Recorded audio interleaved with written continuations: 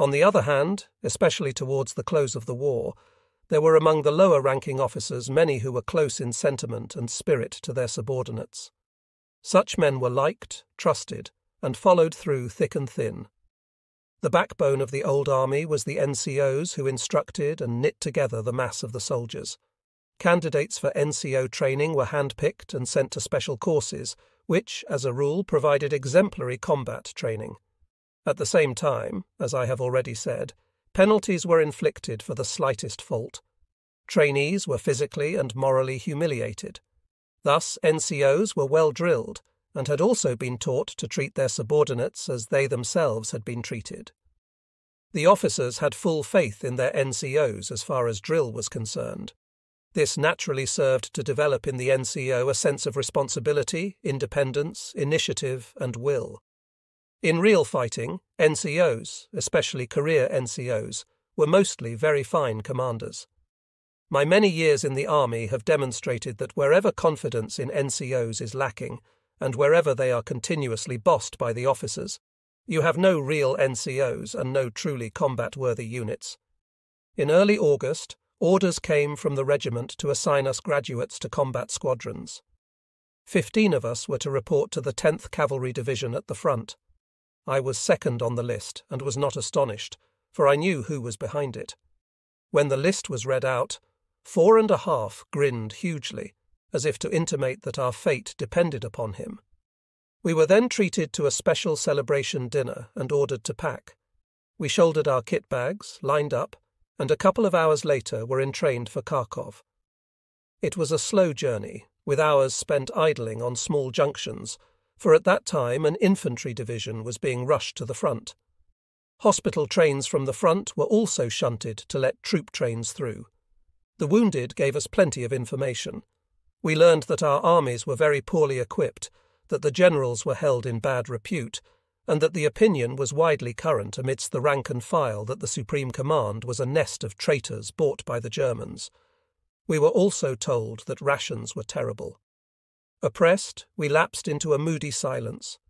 We detrained in the neighbourhood of Kamenets-Podolsk, along with replacements for the 10th Hussars Regiment and about 100 horses for our 10th Dragoons, with all the appropriate accoutrements.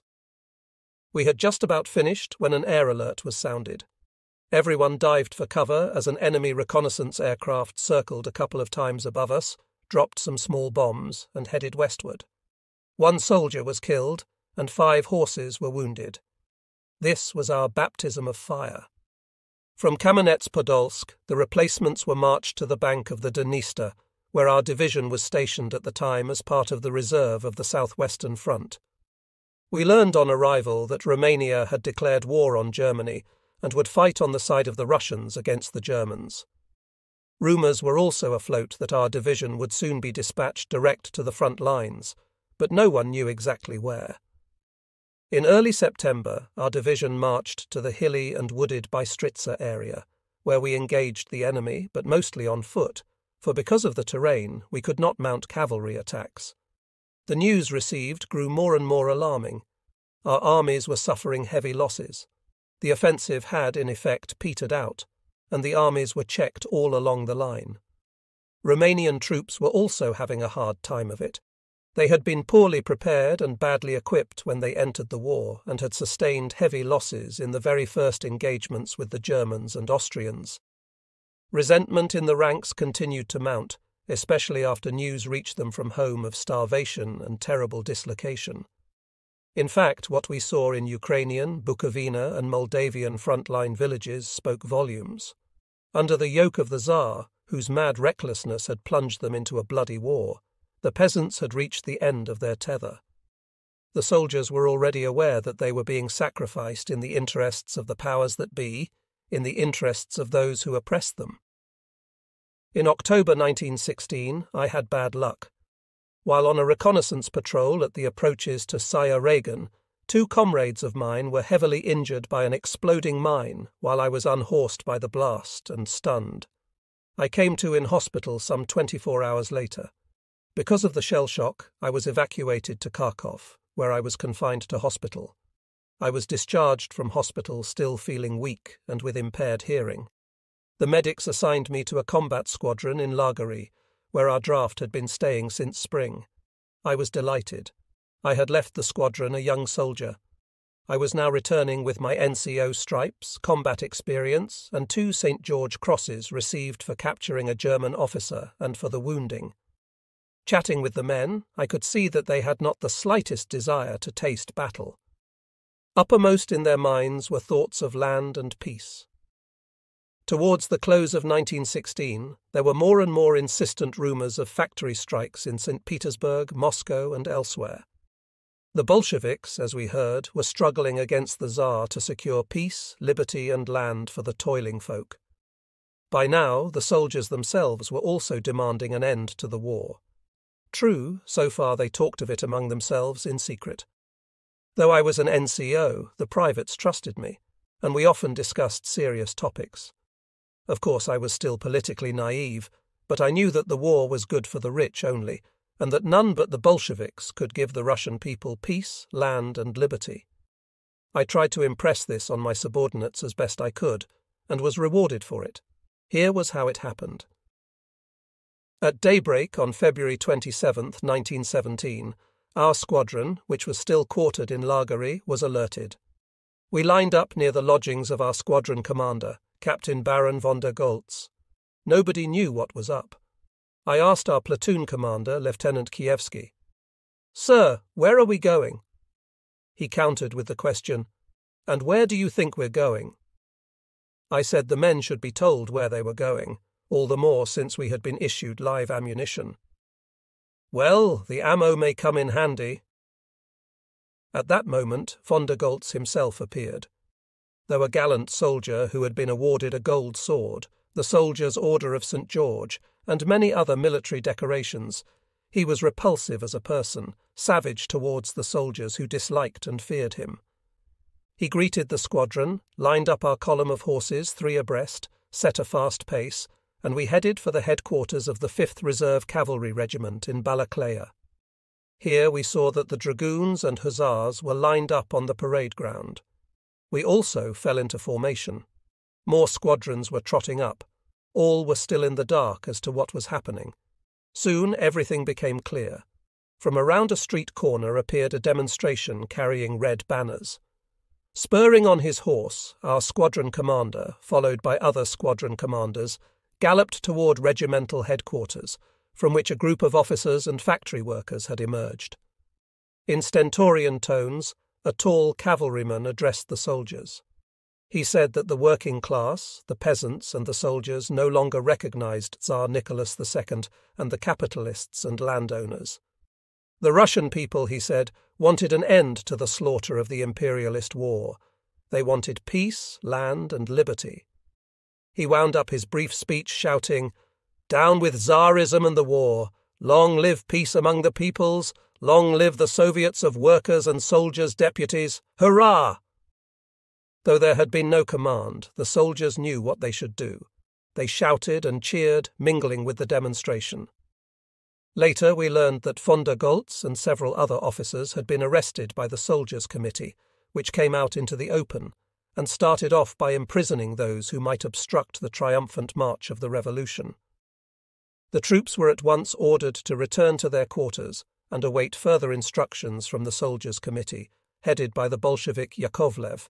Unfortunately, I forgot his first name.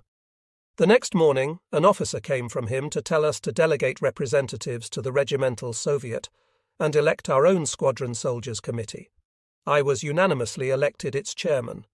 Lieutenant Kievsky, a soldier from the 1st Squad whose name I have forgotten, and I were elected as delegates to the Regimental Soviet. In early March, we had a general meeting of the Regimental Soviet of Soldiers' Deputies in Balaclava. Yakovlev spoke very well of the immediate tasks and the need to cement unity between the soldiers, workers, and peasants in the struggle for the revolution. We wholeheartedly acclaimed him. His place on the rostrum was taken by an ensign. He spoke most eloquently at first, and seemingly for the revolution, but in the end he called on us to support the provisional government and to mobilize to repulse the enemy. He was hissed, and when the membership of the Regimental Soviet was put to the vote, only supporters of the Bolshevik platform were elected. In May, Yakovlev left us. After his departure, the Soviet deteriorated and was gradually taken over by socialist revolutionaries and Mensheviks who supported the provisional government. As a result, in early autumn 1917, some of our units sided with the Ukrainian counter-revolutionary Petliura. The squadron committee disbanded our cavalry unit, made up mostly of people from Moscow and Kaluga. We issued the soldiers with papers to certify that they had been demobilized, but advised them to keep their carbines and ammunition. Later we learned that near Kharkov, a roadblock disarmed most of the men. I had to spend several weeks in hiding in Balakleya and Lagari, because officers now serving with the Ukrainian nationalists were looking for me. On November 30th, 1917, I got back to Moscow, where in October power had passed into the dependable hands of the Bolshevik workers, soldiers and peasants' deputies. I spent December 1917 and January 1918 at home with my relatives. I thought that after a little rest I would join the Red Guards. In early February, however, I contracted typhus and in April went down with relapsing fever. I was thus unable to join the Red Army until 6 months later, enlisting in the 4th Regiment of the 1st Moscow Cavalry Division. At that time, the Communist Party and the Soviet government were tackling a vital and difficult task, that of demobilizing the old army and creating a new one, an army of workers and peasants. Democratization of the army was also underway. Control was being handed over to soldiers' committees and Soviets. All servicemen were given equal rights, and the commanders, up to regimental level, were elected by general meetings. Many capable soldiers and sailors, and officers as well, who had gone over to the Soviet side, became prominent Red Army commanders. Should it ever become possible to make an impartial evaluation of the situation in our army during the revolution, said a report of the military department of the All-Russia Central Executive Committee, it will be clear to anyone that it was the complete democratization of the army and the recognition of the power of the army organizations elected by the mass of the soldiers, coupled with the peace policy pursued by the Council of People's Commissars, that held the armies at the fronts until the middle of the winter of 1918 and saved the country from an irresistible spontaneous retreat of troops to the rear. The Third All-Russia Congress of Soviets, held in January 1918, unanimously voted for the establishment of armed forces. The Congress adopted the Declaration of the Rights of the Working and Exploited People, written by Lenin, which said in particular, "To ensure the sovereign power of the working people and to eliminate all possibility of the restoration of the power of the exploiters, the arming of the working people, the creation of a socialist Red Army of workers and peasants, and the complete disarming of the propertied classes are hereby decreed." The first formation of the Red Army was activated in January 1918 in Petrograd, composed of many hundreds of Red Guards and soldiers of the reserve regiments of the Petrograd garrison. That was the first corps of the Red Army. At the same time, the first unit of the Socialist Army of 1,000 Red Guards left Petrograd for the Western Front. Speaking at the send-off meeting, Vladimir Lenin said, "I greet you as the first heroic volunteers of the Socialist Army who are to build a mighty revolutionary army." To be accepted, each volunteer had to produce recommendations from army unit committees, party, or other public organizations supporting Soviet power. When whole groups volunteered, a collective reference was required. Red Army men were fully provided for by the state and also received 50 rubles a month, and later, from the middle of 1918, 150 rubles in the case of single men and 250 rubles in the case of married men. In the spring of 1918, the Red Army numbered nearly 200,000 men, but later the influx of volunteers began subsiding. The staffing of the army exclusively with volunteers had its disadvantages: lack of combat reserves, no system of replacements training, and the personnel had no experience in large-scale operations. The men and commanders were poorly trained. In view of this, the All-Russia Executive Committee passed a decree establishing universal military training in the country. Every working man aged 18 to 40 was obliged to complete a 96-hour course of military training without leaving his main occupation, register himself as a reservist, and join the Red Army at the first call of the Soviet government. The Central Committee of the Russian Communist Party obliged party members immediately to begin military training. The election of commanders was abolished. Commanders were appointed and approved by military authorities from among persons who had had military schooling or had distinguished themselves in battle. The Fifth All-Russia Congress of Soviets passed a resolution on building up the Red Army and approving the party and government measures for setting up a regular army. The resolution stressed the need for centralized control of the army and the importance of iron revolutionary discipline of the troops. The Congress legislatively entrenched the institution of military commissars, initiated back in October 1917, when commissars of the Military Revolutionary Committee were sent to many old army units and some military establishments. The military commissars, relying on the party cells in the troops, educated and instructed the soldiers, controlled the actions of military experts, and at the same time inculcated confidence in honest and devoted specialists among the soldier masses. We shall have occasion to speak of the commissars further. I would like to stress at this point that they were, as a rule, irreproachable communists, men of exemplary integrity and devotion. The Congress of Soviets called for the Red Army to be built in accordance with military science, making use of the experience of old military experts, and at the same time training on a broad-scale commanders from among workers and peasants. The directives of the Fifth Congress of Soviets and the All-Russia Executive Committee were implemented by party organizations, trade unions, committees of poor peasants, and the mass of conscientious workers and peasants. As a result, by the time I joined the Red Army, it was already over 500,000 strong. At that difficult time, the party took numerous decisions on military questions and carried out immense practical work, laying the foundations of the Soviet armed forces and strengthening the proletarian, politically conscious nucleus of the Red Army and Navy, on which it relied in the subsequent upbuilding of the armed forces. The Tsarist government had brought the country to utter ruin. The situation was further aggravated by the occupation of vital economic regions by interventionist and rebel White Guard troops. They were closing in on the young Soviet Republic, which was fighting for survival. Those who lived, worked, and fought arms in hand for the ideals of the October Revolution will always remember those difficult days. The Brest-Litovsk peace dashed the hopes of the imperialists all over the world to destroy the Soviet Republic by means of the German army. But the British, French, US, and Japanese imperialists did not desist in their attempts to tear down the Soviet state. In the spring of 1918, the Entente forces landed in the north and the Far East. The Japanese, followed by US and British troops, seized control of Vladivostok. In May, the organizers of the intervention provoked the Czechoslovak Corps to rise against the Soviets. It mounted armed actions against the Red Army in the Urals, Siberia, and the Volga region. Seats of intervention appeared in other parts of the country. Encouraged by foreign aid, the Russian White Guards went on the offensive. The German imperialists also joined the fight against the Soviet Republic.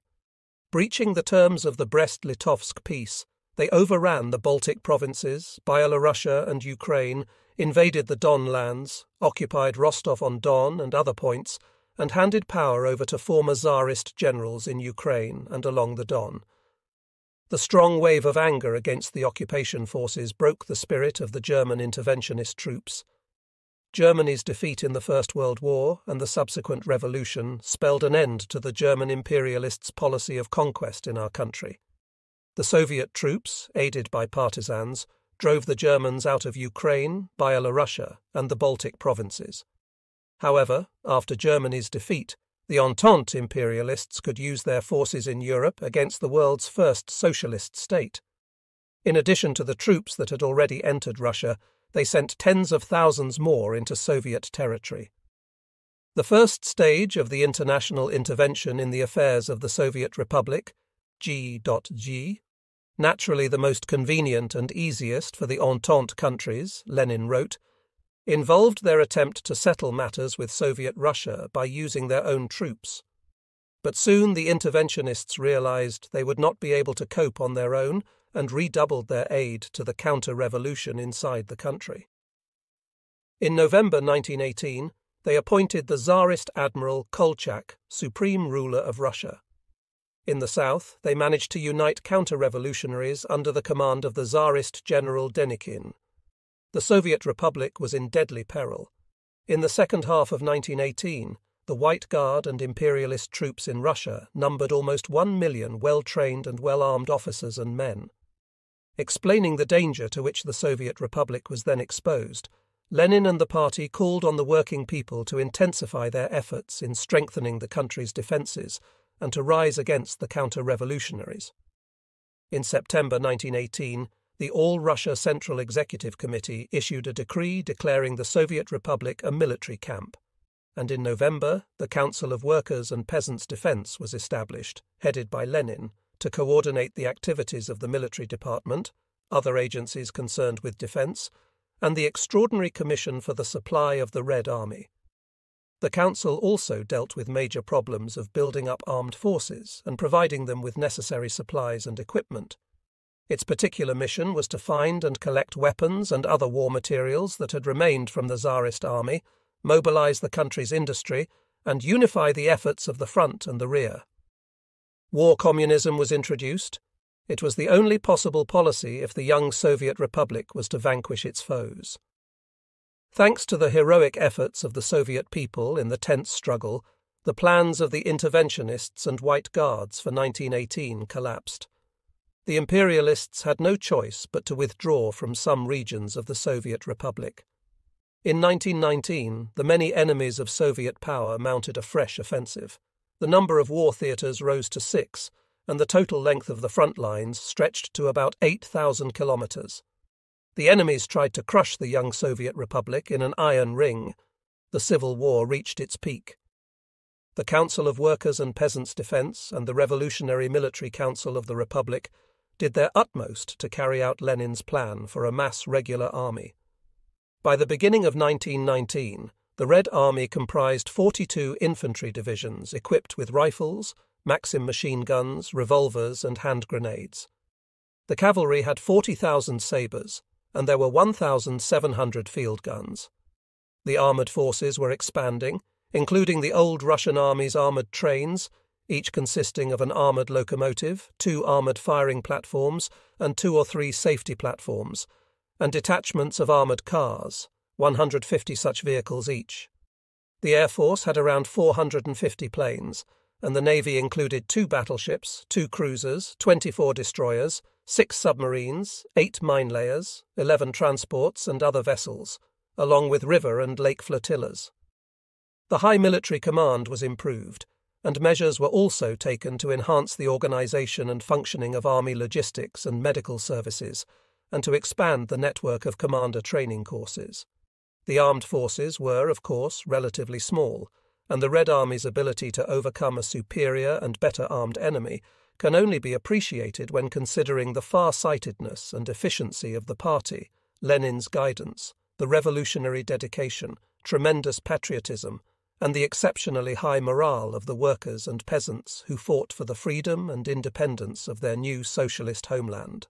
In early 1919, Admiral Kolchak's army held a front in the east from Perm to Orsk. The Ural White Cossack Army was positioned at Uralsk and occupied Guryev, while General Denikin's White armies stood ready for battle along the Terek River and held Novocherkassk, Rostov-on-Don, Yuzovka, and other towns in the Donets Basin. Troops of the Entente and the Ukrainian counter-revolutionary government, known as the Directory, having captured Ukraine, entrenched themselves along a line running through Kherson, Nikolaev, Zhytomyr, and Korostan. Counter-revolutionary Latvians held positions from Shaulin, now Šiauliai, to Mitau, now Jelgava, while the troops of General Yudenich and White Estonians threatened Petrograd from Valmiera and Narva. The White Finns, the White Guards, and the interventionists occupied the north and were preparing to strike at Petrograd, Vologda, and Kotlas. Interventionist forces also occupied Krasnovodsk, Batumi, Novorossiysk, Sebastopol, and Odessa. The imperialist governments aimed to overthrow Soviet power and had come to an agreement on dismembering Russia. The Ukraine, Byelorussia, the Baltic regions, the Caucasus, parts of the north, and other vital regions were to be torn away from the rest of the country. By spring 1919, Admiral Kolchak commanded 300,000 well-armed men, mainly well-to-do peasants, counter-revolutionary Cossacks from the Transbaikal region and Siberia, and white Cossacks from the Orenburg steppes and the Urals. Behind Kolchak's army were concentrated 150,000 interventionist troops from the United States, Britain, and Japan. Western governments supplied Denikin's army with large quantities of arms and ammunition, and Denikin himself was proclaimed Deputy Supreme Ruler, emphasizing the military role of his army and his personal significance.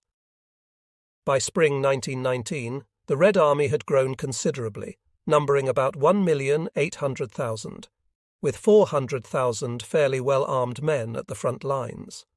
They had received good training and substantial combat experience. The Red Army soldiers understood what they were fighting for and grasped the aims of the interventionists and the White Guards. While the Kolchak, Denikin, and other White Armies were better equipped, receiving an abundance of arms, munitions, equipment, and supplies from the Entente, the Red Army faced a difficult situation. The 4-year imperialist war had ravaged the agricultural country, which had a poorly developed industry. Due to a lack of manpower and raw materials, many factories had come to a standstill since Tsarist times. The bulk of the iron ore, coal, oil, cotton, approximately 3/4 of the pig iron, steel, sugar, and most of the wheat were produced in areas occupied by the interventionists and White Guards.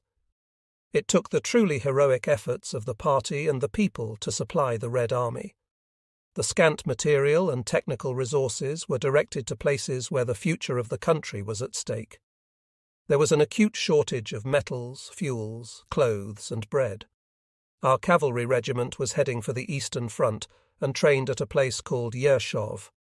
I remember how the Red Army men, who were half-starved in Moscow, rushed straight from the goods wagons to the local market. They bought big round loaves of bread and devoured them on the spot. Many fell ill, which was understandable, as in Moscow they were getting only 1/4 pound of poor-quality bread a day and some cabbage soup cooked with horsemeat or saltfish. Knowing how the working people of Moscow, Petrograd, and other towns were starving and how poorly the Red Army was supplied, we were filled with class hatred for kulaks, counter-revolutionary Cossacks, and interventionists. This instilled in the Red Army men a sense of hatred for the enemy and prepared them for the decisive battles. In March 1919, Kolchak's troops began their offensive on the Eastern Front. To oppose the enemy, we had no more than 100,000 troops there, and to make matters worse, they were stretched over a wide front. Yet the stubborn resistance of the 2nd and 3rd Red Armies foiled Admiral Kolchak's plans. His Siberian army advanced only 80 to 130 kilometers, 80 miles, in a month and a half, taking the towns of Sarapul and Votkinsk. Kolchak's Western Army launched its offensive following the Siberian Army. The fighting was especially fierce at the approaches to the town of Ufa, where the 26th and 27th Rifle Divisions of the 5th Army of our Eastern Front put up strong resistance. Still, the Kolchak forces captured Ufa on March 14th. In the fierce battle at the town's approaches, the 5th Army suffered heavy losses. Up to half its men were listed as killed, wounded, or missing. The army was then under the command of Zher K. Blomberg. In early April, M.N. Tukhachevsky, a former lieutenant who had joined the Communist Party in April 1918, took over. The situation on the Eastern Front was severely aggravated due to kulak revolts instigated by the Socialist Revolutionaries, SRs. Revolts had broken out in the Samara, Sizran, Sengilay, Stavropol, and Melekes Uyezds. Although the revolts were soon put down, they significantly impacted the situation since a large number of our troops were diverted to deal with them. Despite heavy losses, the 5th Army, supported by detachments of armed railwaymen and other workers, managed to contain the enemy. Until April 1st, Kolchak's Western Army was unable to achieve its objectives and sustained heavy casualties.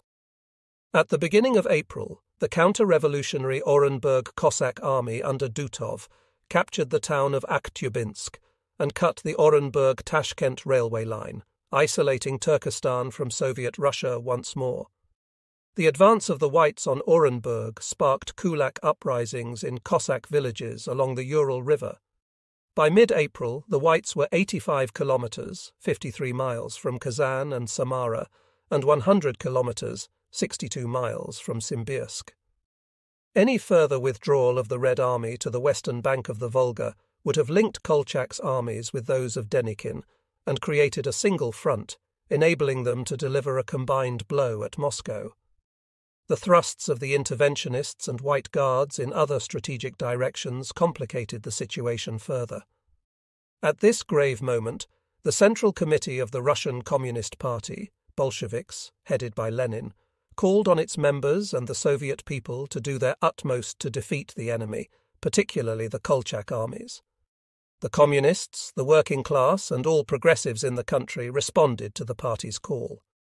On April 11th, the Organizational Bureau of the Central Committee of the party approved the theses of the CCRCP-B regarding the situation on the Eastern Front, written by Lenin.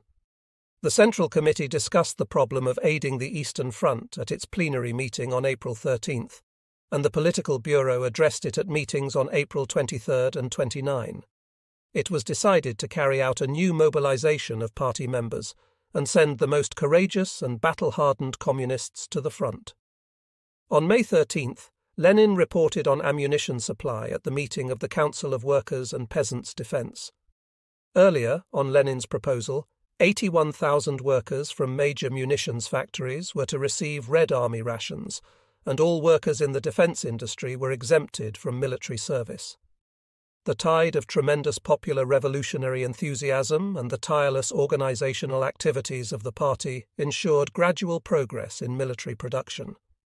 The mobilization of men and resources throughout the country allowed considerable reinforcements to be sent to the battle-weary armies on the Eastern Front. Nearly 15,000 communists alone went to the front, most as rank-and-file soldiers. This was a decisive political force, uniting our troops in the struggle against the enemy. Today, studying the measures and plans of the High Command of the Red Army and the Command of the Eastern Front, it becomes clear that their knowledge of the deployment of the White forces was inadequate. They failed to anticipate the designs of the adversary and to organize strong resistance. This situation changed when MV Frunze was sent to the Eastern Front to take over command of the Southern Group. Frunze correctly determined that, given the grave situation, it was essential to seize the strategic initiative from the Whites without delay, undermine their morale, and strengthen our troops' confidence in victory. With the foresight of a truly great military leader, Frunze recognized that, despite the enemy's successes, certain adverse circumstances had emerged for the Whites. If fully exploited, these could signal the beginning of the end for Kolchak. Frunze concluded that, while containing Kolchak's armies in the centre, a task force consisting of the Turkestan Army, the 1st Red Army, and part of the 4th Red Army should immediately strike hard at Kolchak's overstretched left flank. The counterblow was to develop into a sweeping counteroffensive along the entire Eastern Front, aiming to liberate the Urals and Siberia. Frunze considered both the weakness of Kolchak's troops on the left flank and the fact that Kolchak could not move his main forces quickly enough as they were engaged in the centre of the front, advancing toward Kazan, Simbirsk and Samara in a bid to reach the Volga. Lenin commended Frunze's plan, which was endorsed by the party's Central Committee and the Revolutionary Military Council. Frunze was never afraid to assume responsibility and confront difficulties when the fate of the country was at stake. In a very short time, he managed to regroup the southern troops under his command, bringing them to full strength and ensuring their readiness. This was no easy task, given the overall state of ruin and the nearly complete breakdown of the railways. Here is what Frunze wrote in his Memoirs about the situation on the Eastern Front. The Kolchak forces were already close to the Volga. We had great difficulty in holding Orenburg, which was surrounded on 3 sides. The army defending the town was ready to withdraw. To the south of Samara, the Ural Cossacks had broken through and were moving north, threatening Samara and the Samara-Orenburg railway line. We were retreating almost everywhere, but I cannot say that we felt ourselves to be the weaker side. However, since the initiative was in the hands of the Whites and their blows followed one after the other, binding our will, we did not feel particularly comfortable. To launch an offensive required tremendous willpower and also a deep conviction that only such an offensive could change the situation. At that time, we had to consider not only the morale of the units that wanted to retreat, but also pressure from above, from the High Command, which was then in the hands of Vatsetis. He was in favour of continuing the withdrawal. Despite all this, we went over to the offensive. This was the beginning of a brilliant operation that led to the complete defeat of Kolchak. After the defeat of the Whites near Bugulma and Belebey and the rout of Kolchak at Ufa, desertion among the White troops sharply increased and the partisan movement expanded. The superintendent of Kolchak's war ministry, Baron Budberg, wrote in his diary in May 1919, "There is no doubt that on the front held by the Western Army, the initiative has passed into the hands of the Reds. Our offensive has petered out, and the army is rolling back, incapable of making a stand. During the retreat, the men recruited locally returned to their villages, taking along their uniforms, equipment, and sometimes arms. The Reds have a tremendous advantage, as they are unafraid to replenish their ranks with old soldiers who need no training, whereas we would be scared stiff to do so, and are obliged to call up beardless lads of 18 and 19. Further on, he writes, "The front is cracking up and rolling back. We have to ask ourselves whether we will be able to hold the Urals." During the successful counter-offensive on the Eastern Front, a difficult situation arose at Uralsk. The White Cossacks were besieging the town and had cut it off from the troops of the southern group. The defenders put up stubborn resistance and did not surrender Uralsk to the enemy. However, the garrison was in a precarious position. Lenin, who attentively followed all events on the Eastern Front, sent Frunze a telegram on June 16th. "Please convey to the Uralsk comrades my warm greetings for the heroes of the 50 days' defence of besieged Uralsk, and my request not to get downhearted and to hold out just a few more weeks. The heroic defence of Uralsk will be crowned with success." Frunze immediately ordered the 25th Chapayev Division to assist Uralsk. The renowned division, under the legendary commander 6th Chapayev, set out to relieve the town. The 1st Moscow Cavalry Division, in which I was serving at that time, came under the command of M.V. Frunze. Upon reaching the railway station Shipovo, we learned that the Chapayev Division had already arrived at Uralsk. Our troops were in high spirits, confident that the counter-revolutionary Ural Cossacks would be defeated. Our regiment first engaged the enemy at the approaches to Shipovo. The enemy offered fierce resistance, and positions changed hands many times.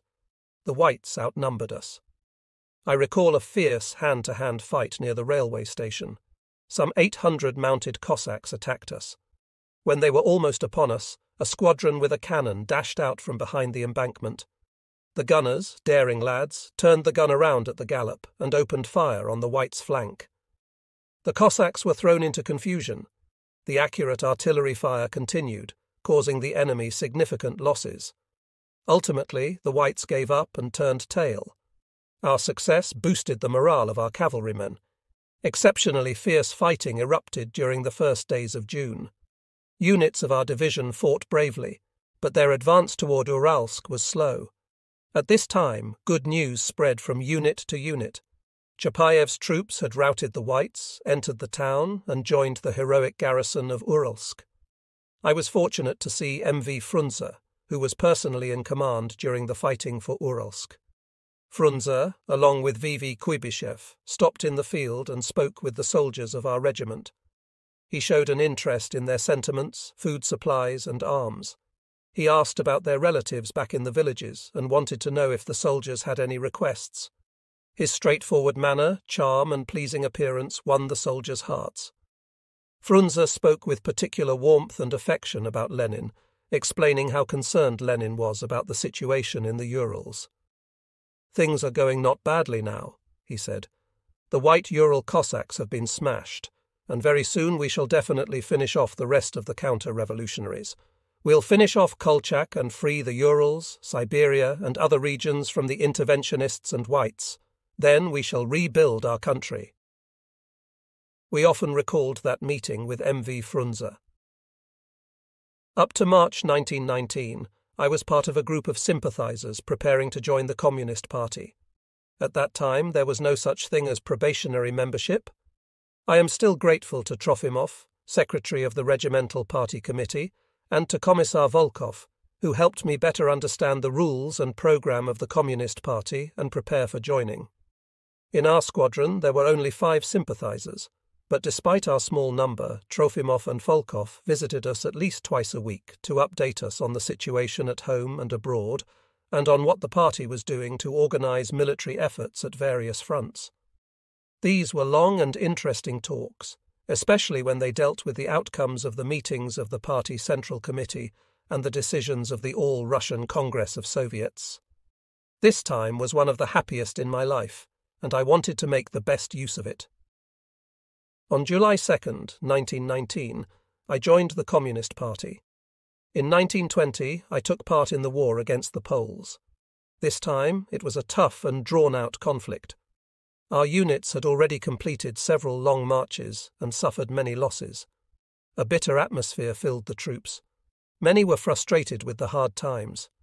However, every soldier realized how important it was to defeat the counter-revolutionaries and foreign invaders, and our units went into battle with unwavering spirit. I remember well how in July 1920, during a reconnaissance operation, I met M.V. Frunze at the front. He was personally checking the readiness of the troops for the upcoming battle. This meeting left an indelible mark on my memory. Frunze spoke with every soldier, including the newcomers. He advised the men not to be afraid of difficulties, as the Red Army was strong and would definitely defeat the enemy. After the defeat of the Whites near Kazan, the operations of the Red Army progressed on the Eastern Front. Our victory was completed with the liberation of Siberia. I must say that during the advance into the East, our troops were met with genuine enthusiasm from the people. There were joyful celebrations which invigorated our soldiers. When I arrived back in the capital, I decided to go to see M.V. Frunze. I found him busy with paperwork in the office of the Revolutionary Military Council. He greeted me warmly, but the joy I felt was tinged with sadness at the thought that the war continued to rage in other regions of our country. Frunze insisted that I tell him everything I had experienced and that I share my thoughts on what we needed to do next. I talked about the new tasks, the necessity of reorganizing the army, and the preparations for a future campaign. Frunze listened closely. After a while, I noticed his expression became more serious. I understood that Frunze, with his special ability to grasp the broader picture, was well aware of the heavy burden and responsibility we carried as party members and soldiers of the Red Army. At that time, he expressed optimism about the future.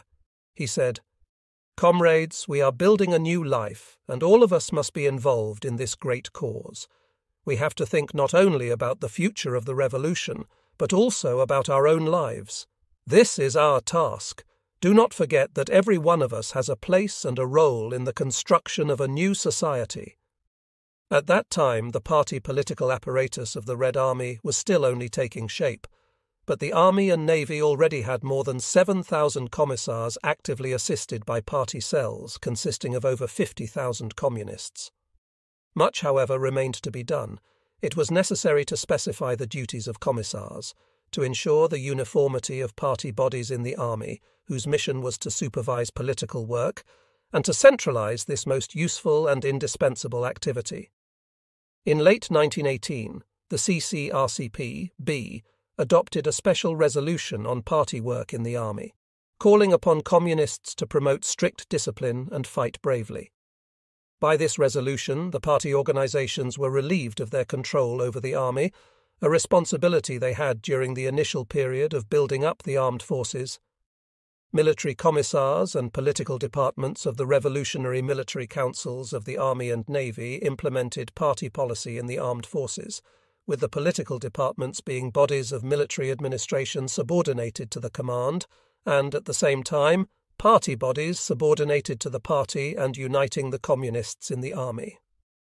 On March 1st, 1919, I was admitted to the Russian Communist Party, Bolsheviks. I have forgotten many things, but I will remember the day I joined the party as long as I live. Since then, I have tried to align all my thoughts, aspirations, and actions with the demands made of a party member. And when it came to fighting our country's enemies, I bore in mind the party demand that a communist must be a model of selfless service to the people. Soon, the units of our division were sent from the Shipovo area to mop up the white bands near Nikolaevsk. In August 1919, our 4th Cavalry Regiment was transferred to the railway station Vladimirovka. The division had not yet been involved in full-scale military operations and was engaged in combat training. There I met the commissar of the division, Georgy Vassilievich, whose surname was the same as my own, Zhukov. One early morning, passing the quadrangle, I noticed somebody exercising a horse. It was the commissar. Since I knew something about horses and horsemanship, I wanted to see what the commissar was worth. Without paying any attention to me, the commissar, dripping sweat, was trying to put the horse into a gallop with the left leg forward. But try as he might, the horse would occasionally put the right leg forward instead of the left. I could not keep from shouting, "Tighten the left rein!" The commissar reined in his horse, rode up to me and dismounted. "All right, you have a go," was all he said. There was nothing for me to do but adjust the stirrups and mount. Having made the horse trot in a circle a couple of times to get the feel of it, I took a firm grip on the reins and put the horse into a gallop, left leg forward. I completed one circle and everything was all right. Then another, and again everything went well. I made the horse change over to the right leg and then to the left. It did not falter.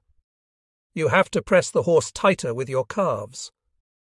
The commissar chuckled and asked, "How many years have you been riding?" 4 years. Why? Nothing. Not a bad seat you've got. We began to chat. The commissar asked when I had joined the army and where I had fought, when I had come to this division, and when I had joined the party. He told me about himself, saying he had served in the cavalry for 10 years. He had been a member of the party since 1917 and had brought over to the Red Army almost a whole cavalry regiment from the Tsarist army. It was evident that he was a really devoted commissar. It is worth mentioning that one of the first instructions defining the duties of commissars was worked out in the political department of our southern group, commanded by Frunze. The instructions stated that military commissars, as representatives of the workers' and peasants' government, should implement in the army the ideas and policies of Soviet power, protect the interests of workers and peasants against possible encroachments by hostile elements, help strengthen revolutionary discipline, and ensure that orders are carried out implicitly. Carrying on propaganda and agitation was not the only thing the commissar had to do. His prime duty was to be a model for the soldiers in everything, especially in battle. He was obliged to know all operational and tactical instructions, take part in working out orders. In operational issues, the decision rested with the commander, and study warcraft. Before battle, commissars would gather political workers and rank-and-file communists to detail the combat missions set by the commander. In battle, one would always find them in the most dangerous and decisive places. Military commissars have covered themselves with glory in the Civil War and deservedly stand out as legendary figures. I met Commissar G.V. Zhukov several times later, and we discussed the situation at the fronts and in the country in general. One day he suggested that I should go over to political work. I thanked him, but explained that I inclined more to the military side. Then he recommended that I go to study at courses for Red commanders. I was eager to go, but the plan fell through. At that time, the nearby village of Zaplavnoye was suddenly captured by the Whites, who had forced the Volga somewhere between Cherny Yar and Saritsyn. We engaged the enemy. It was no time for studying. After the defeat of Kolchak and the retreat into Siberia of what was left of his armies, the Entente still did not abandon its scheme of destroying the Soviet Republic. Now all their hopes were pinned on General Denikin. His troops were being regularly supplied with arms, ammunition, and food from the West. The French and British governments formed several units of former White Guard officers who had fled abroad and of Russian soldiers from POW camps in Germany. The German authorities indeed made it a condition for Russian soldiers who wanted to return home that they join volunteer detachments to fight the Red Army. This venture came to nothing. The majority of such volunteers seized on the first opportunity to go over to our side. Only those fought who hated Soviet rule and considered it their deadly enemy, but such embittered anti-Soviet elements were not numerous. Still, in the summer of 1919, Denikin's armies were a large and dangerous force. Some of their units consisted exclusively of officers. While regarding Denikin as its trump card, the Entente still cherished illusions about Kolchak's army, trying to put it on its feet so as to throw it against the Red Army from the east at the right moment. In the north, a White Army under Miller was being primed for a new campaign. That army, too, was receiving plentiful supplies. Entente ships sailing back home were loaded with furs, fish, timber, and other valuable Russian goods. In the northwest, the army of General Yudenich and the White Finns were preparing for an attack on Petrograd. In this campaign, the Entente hoped to enlist all the small countries bordering on the Soviet state. Uprisings, revolts, and acts of sabotage were being engineered in the rear with the help of counter-revolutionary organizations of the Mensheviks, SRs, bourgeois nationalists, and kulaks. Transportation of troops to the front by rail was being disrupted, as were shipments of food, arms, and other vital items. The party organized a workers' march to the villages for food. They were backed up by the village poor, who formed what were called Poor Peasants' Committees under the All-Russia Central Executive Committee's decree of June 11, 1918.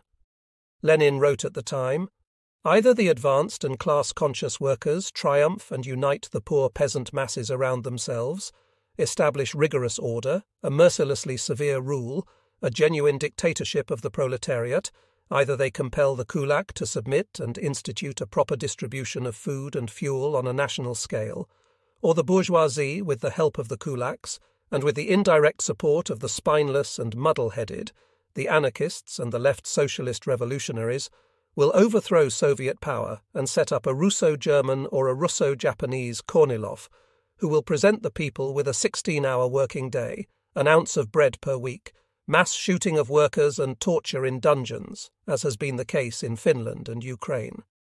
Either, or, there is no middle course. The situation of the country is desperate in the extreme. Anti-Soviet agents, resorting to slander of all kinds, tried hard to shake the people's faith in the Communist Party, the government, and the Red Army Command. Unfortunately, at the outset, they had some success at times, particularly in areas where economic dislocation had become extreme and where gross violations of Soviet law were causing certain parts of the population to waver. At this point, I want to cite a letter I received when stationed near Tsaritsyn. I still have it. It was from Pavel Zhukov, a childhood friend. Dear friend Georgy, since you left for the Red Army, nearly all our friends and acquaintances have been called up. Again, I have had no luck. Instead of sending me to the army on active service, they sent me to Voronezh province to serve on a food surplus appropriation detachment, squeezing grain out of the kulaks. Of course, that is also necessary, but I am a soldier. I know how to fight and consider that my work here could be done by anybody who has not gone through the war. But that is not what I want to write to you about. You remember our arguments and disagreements concerning the socialist revolutionaries. At that time, I considered them to be friends of the people who were fighting against Tsarism in the interests of the people and of the peasants too. Now, I agree with you. They are scoundrels. They are not friends of the people, but of the kulaks. They are the organizers of all the anti-Soviet and bandit outrages. The other day, the local kulaks, led by a socialist revolutionary in hiding, fell on the guards accompanying a horse-drawn caravan of grain and dealt with them in a bestial way. They killed my best friend, Kolya Gavrilov. He comes from somewhere near Maloyaroslavets. They gouged out the eyes of another of my friends, Semyon Ivanishin. They also chopped off his right hand and left him on the road. He's in a bad way. Gangrene. Most likely he'll die. It's a shame. He was a good-looking lad and a great dancer.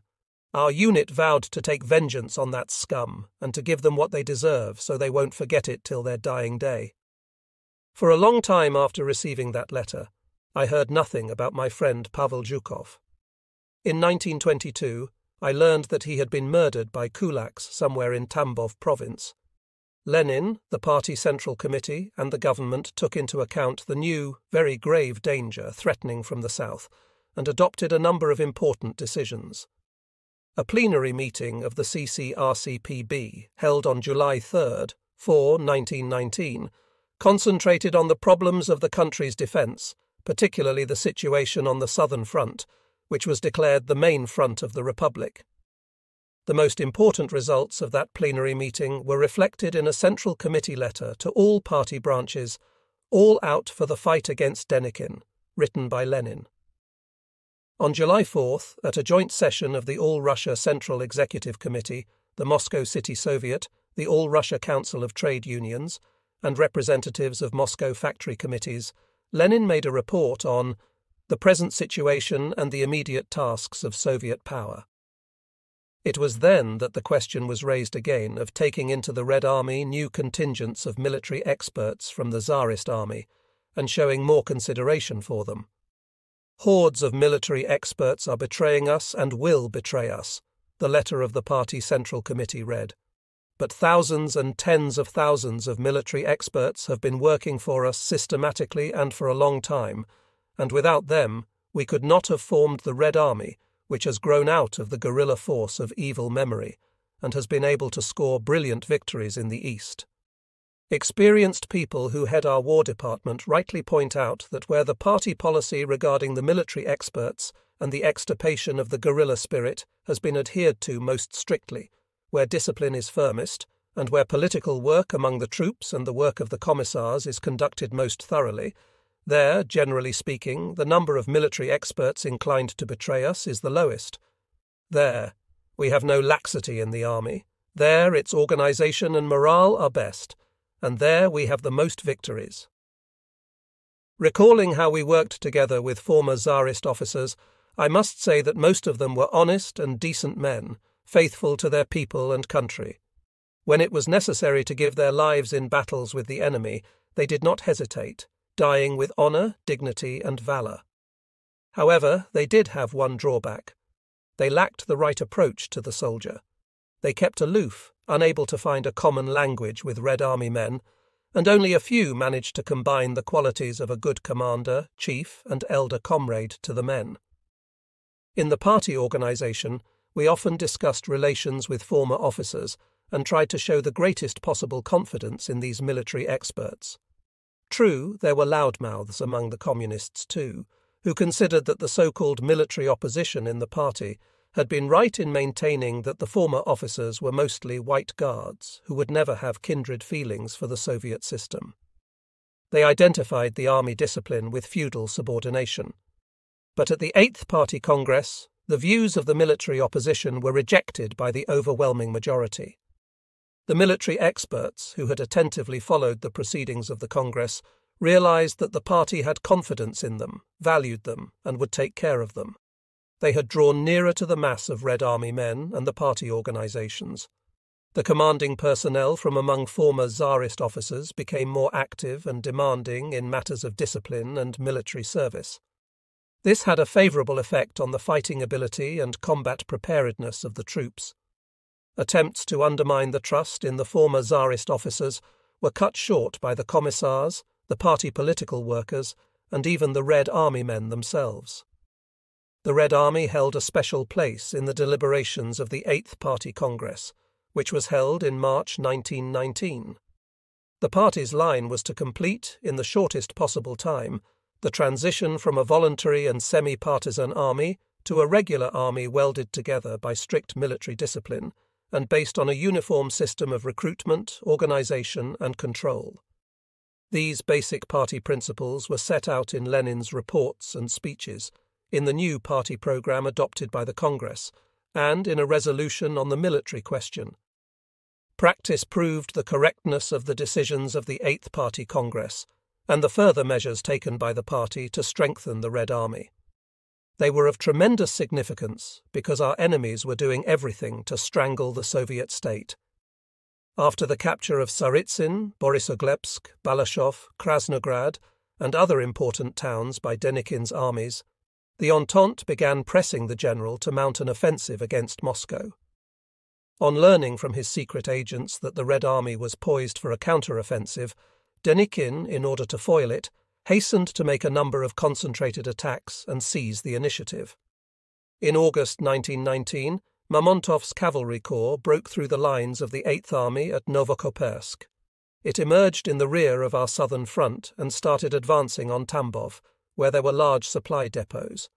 Simultaneously, Denikin threw Kutupov's First Army Corps into the linking point between the 13th and 14th Armies, and began forcing our units to retreat to Kursk and Vorozhba. Capturing Kursk, Orel, and Voronezh after bitter fighting, the enemy headed for Moscow from the south. In this difficult situation, the Communist Party and its Central Committee under Lenin redoubled their energy and managed, by political and military means, to summon additional strength and to repulse the White armies.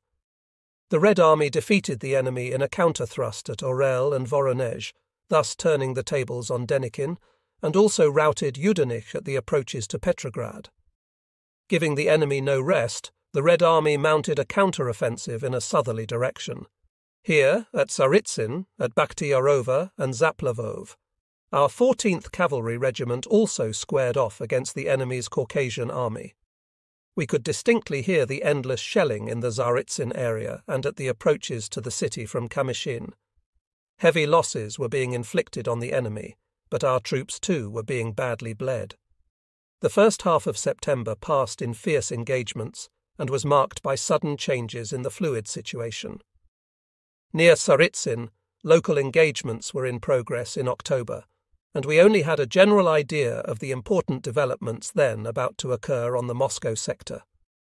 In hand-to-hand fighting with White Kalmyk troops between Zaplavnoye and Aktuba, I was wounded when a hand grenade exploded. The splinters went deep into my left side and thigh, and I was sent to a hospital, where I again succumbed to a bout of typhus. I left the hospital in bad shape and was granted a month's leave to recuperate. I spent the furlough with my parents in my native village.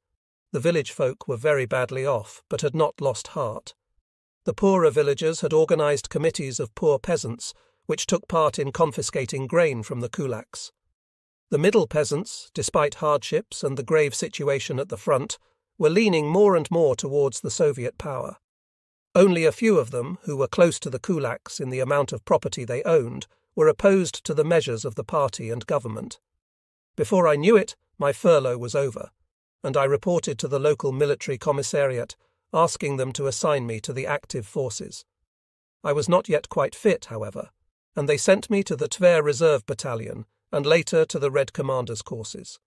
The 1st Ryazan Cavalry courses, where I found myself in January 1920, were located on a former landowner's estate in Storozhilova, Ryazan province. The enrolment was chiefly of cavalrymen who had distinguished themselves in combat. I was given the post of trainee sergeant major, 1st Squadron. I was familiar with the duties involved from my experience in the Tsarist army. Squadron Commander V.D. Klamtsev set me the task of instructing trainees in the use of sidearms handling, lance and sabre, bayonet fighting, drill, and physical training. Klamtsev, a former Tsarist officer, was always smart and served as a model for the trainees. The man in charge of drill, G.S. Desnitsky, was also good at his job. Old army officers made up the bulk of the commanding personnel. They discharged their duties well, but stuck to routine too closely. The party organisation and the political personnel were in charge of the educational work, while teachers with military training took care of our general education. Political economy was taught by half-baked instructors, who often were as much at sea on the subject as we were. Most of the trainees were weak when it came to general education. They had been enrolled from among workers and peasants who could barely read and write. However, they should be given credit for trying hard. They realized they had to learn a lot in a short time to become worthy Red commanders. One day in mid-July, we were ordered to board a train, destination unknown. We only saw we were going in the general direction of Moscow. In Moscow we were billeted in Lefortovo barracks, where trainees of the Moscow and Tver courses were already quartered. We were told the courses would be merged into a composite brigade, the 2nd Moscow Brigade, consisting of 2 infantry and 1 cavalry regiment, and sent against Wrangel. We were issued combat equipment and arms. Our outfits and the horses' harnesses were all new, and we looked very smart. I had many friends in Moscow and wanted to look them up before going to the front, especially one girl, an old flame. Unfortunately, I could not manage to see anyone. As sergeant major, I was usually left in charge by the squadron commanders, who often had to be away for various reasons, so I had to be content with writing to the people I knew. Perhaps that was why Maria and I parted ways, and she got married soon after. Since then, I never saw her. In August, our composite regiment, Commander G.P. Kormushko, Commissar V.A. Krylov, which was part of the 2nd Moscow Brigade, was concentrated in Krasnodar, from where we set out to engage Wrangel's forces, specifically General Ulagai's landing party. By the summer of 1920, it became clear that despite its temporary successes, bourgeois landowner Poland would hardly be able to continue the war with Soviet Russia, whose Red Army was already more than 3 million strong. For that reason, the Entente governments decided to organize one more offensive against Soviet Russia with Baron Wrangel's troops, which had then been raised in the Crimea, thus backing up the Polish forces. Wrangel was promised unlimited aid. He, in return, officially pledged to recompense the Entente's outlays and to pay all Tsarist debts. By May 1920, Wrangel's army numbered about 130,000 bayonets and 4,500 sabres. However, this was not enough to resume extensive hostilities against the Soviet Republic. Since Wrangel could not raise reinforcements in the Crimea, he decided to invade northern Taurida, but failed. He could not break through to the Donets Basin or the Don area. The only source of reinforcement left, Wrangel wrote in his memoirs, was the Cossack land. When General Denikin's army broke up, thousands of Cossacks returned home with their horses, arms, and equipment. Huge amounts of military supplies were abandoned in the northern Caucasus and on the Don. Those regions were also rich in local resources. These considerations prompted us to carry the fighting over to the Cossack areas. Wrangel believed that white bandits were widespread in the Kuban area and pinned his hopes on the so-called Resurrection of Russia army under General Fostikov, but he overestimated those forces. Indulging in wishful thinking, Wrangel counted on the Kulak movement among the Cossacks in the Kuban area. By that time, however, a considerable part of the Kuban Cossacks had realized what the White Guards and the Supreme Government financed by the Entente held in store for them. Our commanders, commissars, and soldiers did their best to explain to the Kuban Cossacks the aims of our struggle and to convince them of the necessity of eliminating the anti-Soviet bands as speedily as possible. At the same time, the poorer Cossack and Red Army men's families were aided in every possible way. This was very important, since before the Red Army came, the Whites had oppressed the poor, often robbing them of their last loaf of bread and humiliating them in many other ways.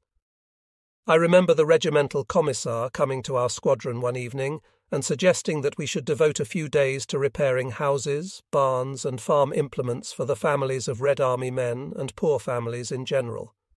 We agreed enthusiastically. Our commissar V.A. Krylov picked the hardest job, cleaning the public well, which the white troops had filled with garbage. The well was a rather deep one, and when he reached the bottom, he nearly suffocated. He was pulled out of the well half dead, but as soon as he got his breath back, he ordered us to lower him into the well again. In a short while we had to pull him up once more, and so it went until all the dirt was cleared out of the well. By nightfall, the commissar's bravery was the talk of the village. When all the work was done, the Cossacks invited us to dinner. They thanked us heartily for our help, but there was also a funny episode. A group of trainees was given the job of repairing a barn and a horse's harness for a Cossack widow. They did it but for a Kulak family that had the same name. Everybody laughed, but the culprits were clearly upset. In August, our composite regiment engaged the raiding force of Wrangel's General Ulagai, and then pursued the bands of Fostikov and Kryzhanovsky in the vicinity of the Cossack townships of Urupskaya, Beskobnaya, and Otradnaya. The bands were soon routed. The survivors sought refuge with the Georgian Menshevik government, while Fostikov himself escaped to the Crimea and joined Wrangel. We were not fated to take part in the mopping-up operations in the Crimea, but some of the better trainees were turned out ahead of time and assigned to cavalry units that had lost a considerable number of their commanders fighting Wrangel's forces. Graduation took place in the town of Armavir, where the 9th Army Field Headquarters was stationed at the time. The rest of the military trainees were sent, as part of a composite regiment, in pursuit of bands that had escaped to the Caucasus Mountains. Some time later, we learned that the regiment had been ambushed somewhere in the mountains of Dagestan and sustained heavy losses. The bandits captured many commanders and soldiers and tortured them to death. Our commissar, who had been so popular among us, was also killed. A considerable number of graduates were assigned to the 14th Detached Cavalry Brigade, which was then stationed in the vicinity of Novozherelievskaya and was engaged in mopping up the remnants of Ulagai's forces and local bands. Together with my friends Gorelov, Mikhailov, and Ukach-Ogorovich, I was assigned to the 1st Cavalry Regiment under Andreev, an old battle-wise Don Cossack who had the reputation of a fearless fighter. We reported at headquarters and handed in our papers and were received by the regimental commander. He looked disapprovingly at our red breeches and said, "My men don't like commanders in red pants." But there was little we could do about it. Military trainees were issued only that kind of breeches, and we had no others. Still a bit distrustful, he continued, "My soldiers are mostly old hands, and we don't care much for greenhorns." After this anything but encouraging introduction, he began questioning us: who we were, where we were from, party membership, fighting record, when and where we had seen action, and so on. He seemed relieved when he learned that we were not green and that some of us had fought in the World War. We reported to Squadron Commander Vishnevsky, whom we disliked on sight. He left the impression of someone who did not care much for the affairs of his unit. He did not look up from the book he was reading and did not ask us who we were and what we could do. Nor did he say anything about the men we would have to instruct and perhaps soon lead into battle. He just said, without enthusiasm, "You, Zhukov, take over the 2nd platoon from Agapov, and you, Ukach-Ogorovich, assume command of the 4th platoon." I found the 2nd platoon and called on Agapov, who had been temporarily acting as platoon commander. He was an elderly man, a former rank-and-file cavalryman in the old army, who had seen action in the World War. From the very first, I felt drawn to this unassuming and friendly man. From his pocket, Agapov brought out the roll of the platoon, numbering 30 men, and said, "Excepting 3 or 4 men, all are old soldiers, excellent fighting men, but a few, of course, are headstrong, and you have to know how to handle them." He went on to describe each one in detail. Gorshkov was sure death with a sabre, always in the lead of the attacking troops, but an unruly fellow, quick to take offence. I had better not speak harshly to him, but encourage him and admonish him in a comradely manner if he got out of line, and not in front of the others. Kasyanov, a native of Voronezh, was a good machine-gunner. He did not have to be told what to do in a fight, for he knew best what target to fire on first. Kazakovich, Kovalev, and Saprikin were 3 bosom friends, good soldiers, but too fond of a good time. I could and should give them a dressing down in front of the ranks, and perhaps threaten to report them to the regimental commissar, who was a stern man and did not like those who did not honour the name of a Red Army man. That was how Agapov told me about every one of my men, and I was most grateful to him. Then I gave orders for the men to line up mounted, so I could get acquainted with them. I greeted the men and said, "See here, comrades, I have been appointed your commander. How good a commander I am and how good you are as soldiers remains to be seen. Right now, I want to inspect your horses and equipment and get acquainted with each of you personally." While inspecting the platoon, I noticed that some of the soldiers were casting critical glances at my red breeches. So I said, "Regimental Commander Andreev has already warned me that you don't like red breeches. But I don't have any others. I wear what the Soviet government gave me, and I'm grateful for it. As for red, as you know, it is the revolutionary colour symbolising the working people's struggle for freedom and independence. The next day, I invited the platoon to my hut and asked the men to tell me about themselves. This did not come off very well. "What is there to tell?" Machine Gunner Kasyanov said. "The platoon roll contains all the information, what kind of people we are and where we come from." So I told them all I knew about the fighting against the White Poles and Wrangel in northern Taurida. The men listened attentively and were anxious to know if the Entente would land its troops again. I said the Entente governments would certainly like to bring in their troops, but the people and the soldiers in the Entente countries did not want to fight against us. A few days later, I led my platoon into battle, mopping up the remnants of the bands along the Black Sea coast. The bandits were killed or captured, while our platoon had no casualties. That was important. No one mentioned my red breeches after that. Soon I was appointed commander of the 2nd Squadron, 1st Cavalry Regiment. The regimental commander was Nikolai Dronov, a man who was brave beyond compare, clever and kind. We men were fond of him and fought well under his command. At the end of December 1920, our brigade was transferred to Voronezh province to put down a Kulak rebellion and eliminate Kolesnikov's bandits. They were soon wiped out. A small number escaped to Tambov province to join Antonov's Kulak SR bands.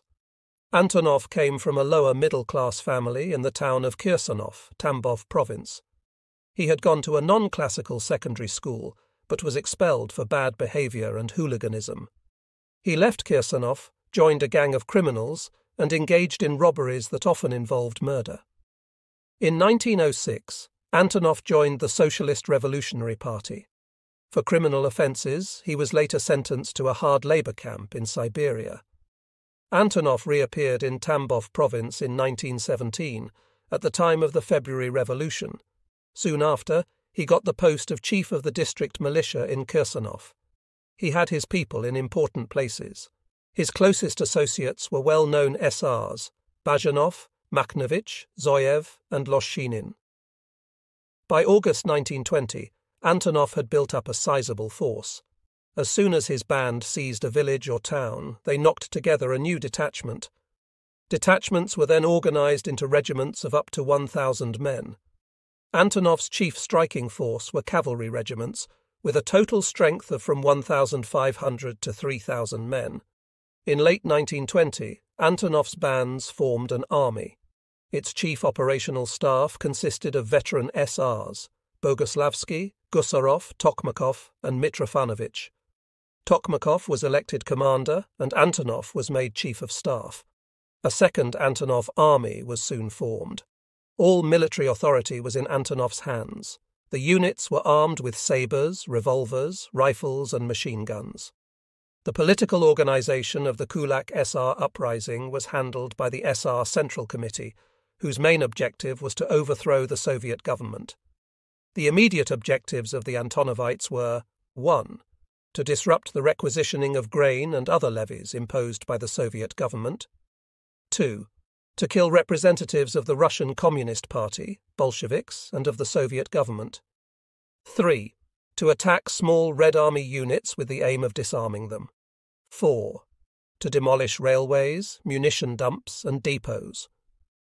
Antonov's bands used the following tactics. A.